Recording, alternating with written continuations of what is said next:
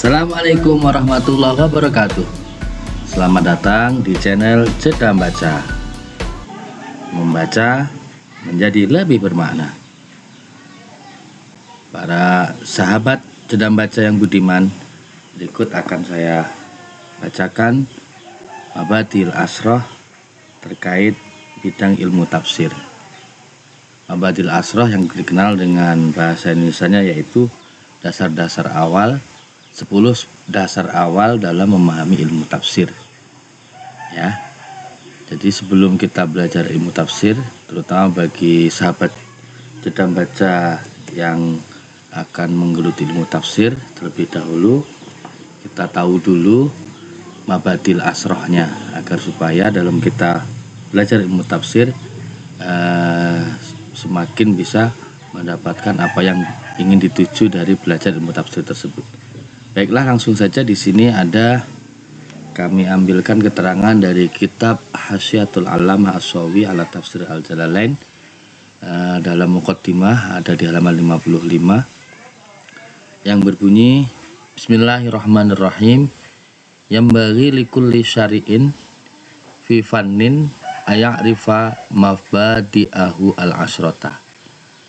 Yambaghi seyogyanya likulli syari'in, bagi setiap orang yang sedang menggeluti fifanin dalam satu bidang ilmu, ayat rifa untuk mengerti mabadi'ahu dasar-dasar awalnya bidang ilmu al-asroh yang 10.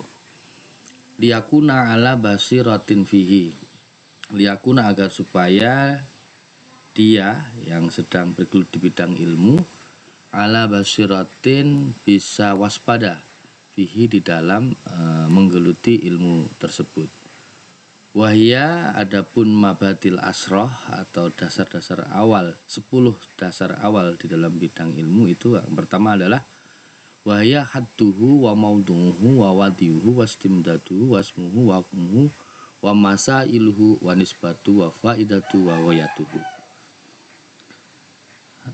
Yang pertama adalah had atau pengertian daripada bidang ilmu yang digeluti. Kemudian mauduhu adalah objeknya atau kajiannya, yang dikaji apa, wawadiu, dan yang ketiga adalah siapa yang menyusun daripada bidang ilmu tersebut. Wastimdadu adalah pengambilan sumber tersusunnya bidang ilmu, wasmuhu nama ilmunya, wahukmu hukum mempelajarinya, wamasailu dan masalah-masalah yang terdapat dalam bidang ilmu tersebut, wanisbatu dan nisbatnya, wafaidahu dan faidahnya atau manfaatnya atau buahnya, waghayatuhu dan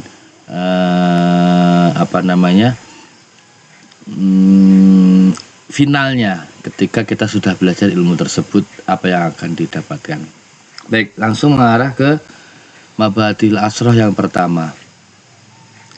Di sini disebutkan fahaddu hadzal fani, maksudnya adalah maka fahaddu hadzal fani, maka had atau takrif dari fan ini yaitu ilmu tafsir, ya, yaitu ilmun bi usulin, ilmu pengetahuan bi usulin yang berkaitan dengan pokok-pokok, yu'rafu yang diketahui bihi dengan ilmu tersebut, ma'ani kalamillahi, makna-makna firman Allah, ala hasabit taqati, dengan kadar ukuran kemampuan al-basyariyati yang dari golongan manusia.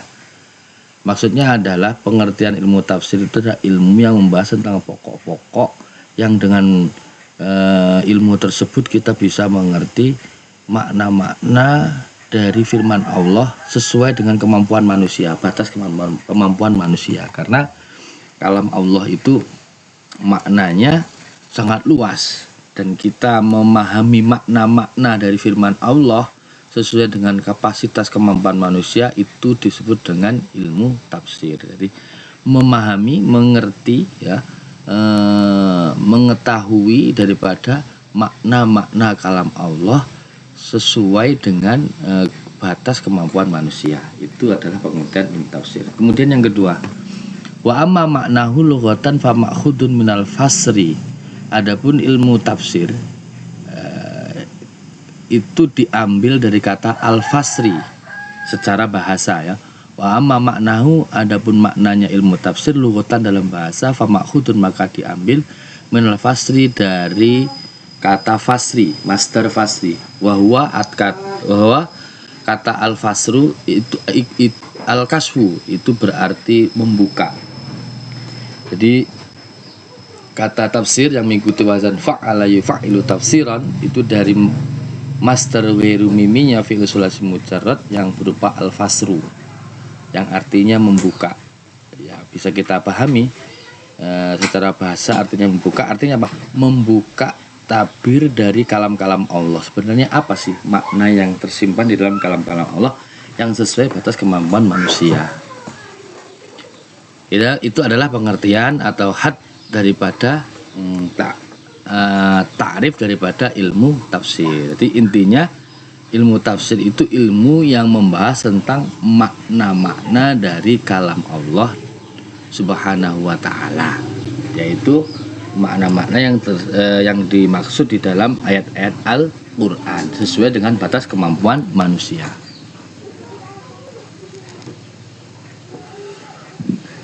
Kemudian yang kedua, mabadil asar yang kedua atau dasar-dasar 10 dasar yang pertama, 10 dasar awal dalam kita menggeluti bidang tafsir. Yang kedua adalah maudhu atau objek kajiannya, topik bahasanya. Wa maudhu, adapun topik bahasan ilmu tafsir itu adalah ayatul Qur'ani, yaitu ayat Al-Qur'an, ayat-ayat Al-Qur'an. Min haitsu fahmu ma'aniha iku maujud. Min haitsu fahmi ma'aniha, dari sudut pandang memahami makna-makna yang terkandung di dalam ayat Al-Qur'an. Demikian itu tadi. Jadi objek kajiannya adalah ayat-ayat Al-Qur'an dari sudut pemahaman mengenai makna-makna yang terkandung dalam ayat Al-Qur'an tersebut. Kemudian yang ketiga, wawadi'uhu, meletak atau penyusun daripada bidang ilmu tafsir itu siapa saja.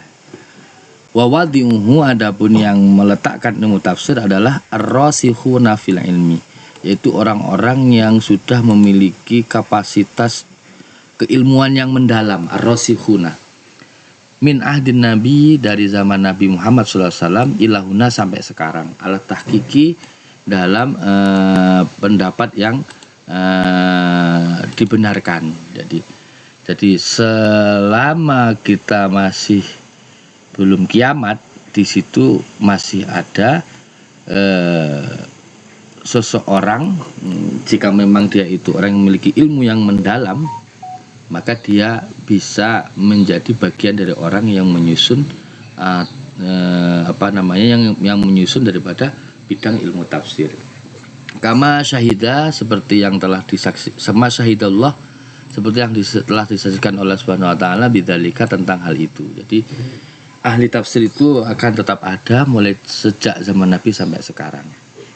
Nah, tentu seorang peletak ilmu tafsir ini memiliki ketentuan. Di sini dikatakan secara singkat ar-rasikhuna fil ilmi, yaitu orang-orang yang memiliki keilmuan yang mendalam. Wastimdaduhu, adapun sumber-sumber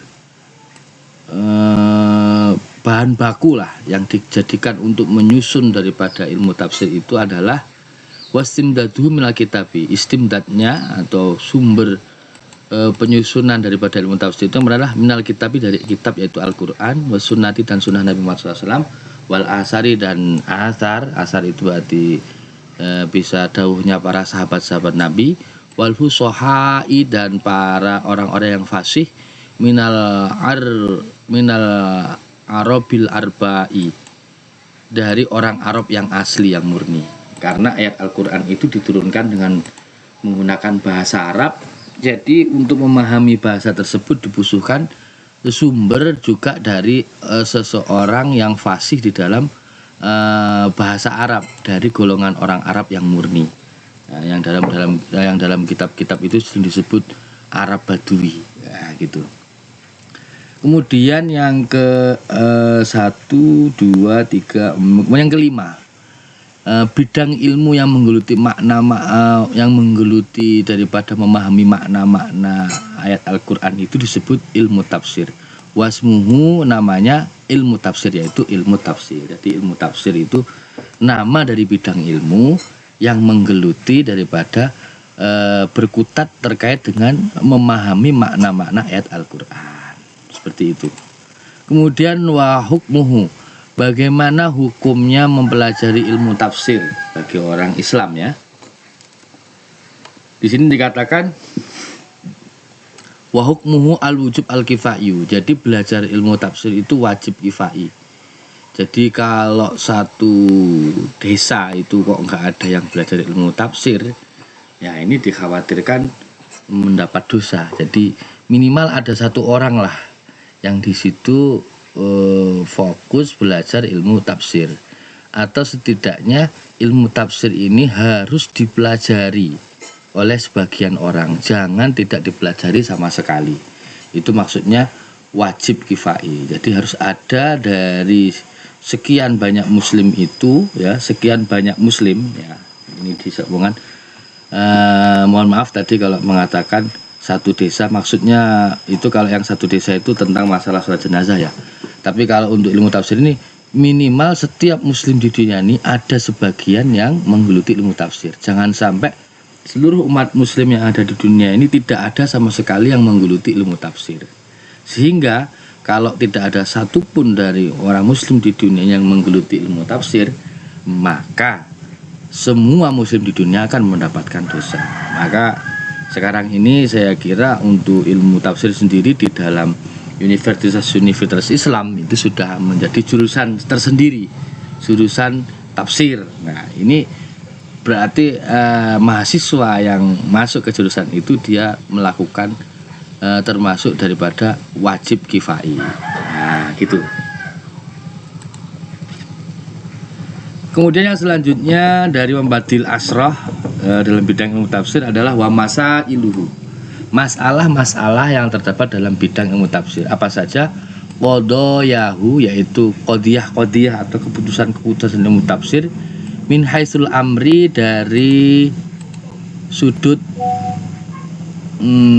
qadhayahu min haisul amri, dari sudut amr, perintah Allah, wa nahyi, larangan Allah, kemudian wal mau'idatu, nasihat Allah, ila ghairi dzalika, dan selainnya. Jadi di dalam Al-Qur'an itu ada berbagai macam qadhiyah, satu keputusan-keputusan yang qadhiyah itu dimuat dalam ayat, yang ayat-ayat itu memuat antaranya ayat perintah, ayat larangan, ayat mau'idhah, ayat kisah, dan seterusnya. Itu adalah masalah-masalah yang ada dalam kajian bidang ilmu tafsir. Kemudian nisbatuhu, penggolongan ilmu tafsir ini termasuk dari golongan apa? Annahu afdhalul ulumi syar'iyyati wa asluha. Jadi nisbatnya ilmu tafsir, golongannya ilmu tafsir adalah golongan ilmu yang paling utama dari ilmu-ilmu agama, ilmu-ilmu syariat, dan merupakan pokok daripada ilmu syariat. Jadi orang yang belajar ilmu tafsir ini berarti orang yang belajar utama-utamanya ilmu, dan merupakan orang yang belajar pokok atau dasarnya ilmu syariat. Kemudian apa manfaat atau faedah atau buah yang bisa didapatkan bagi orang yang belajar ilmu tafsir? Wa faidatu, adapun faedahnya mempelajari ilmu tafsir adalah al-ma'rifatu, tahu, ma'rifat, mengerti, ya. Al-ma'rifatu, ma'rifat, mengerti, bima'ani kalamillahi, mengerti terhadap makna-makna firman Allah Subhanahu wa taala ala wajhil akmali, dengan wajah atau pengertian yang lebih sempurna. Jadi kalau kita memahami makna dari kalam Allah dengan tidak menggunakan ilmu tafsir, ini pemahaman kita terhadap kalam Allah ini kurang sempurna.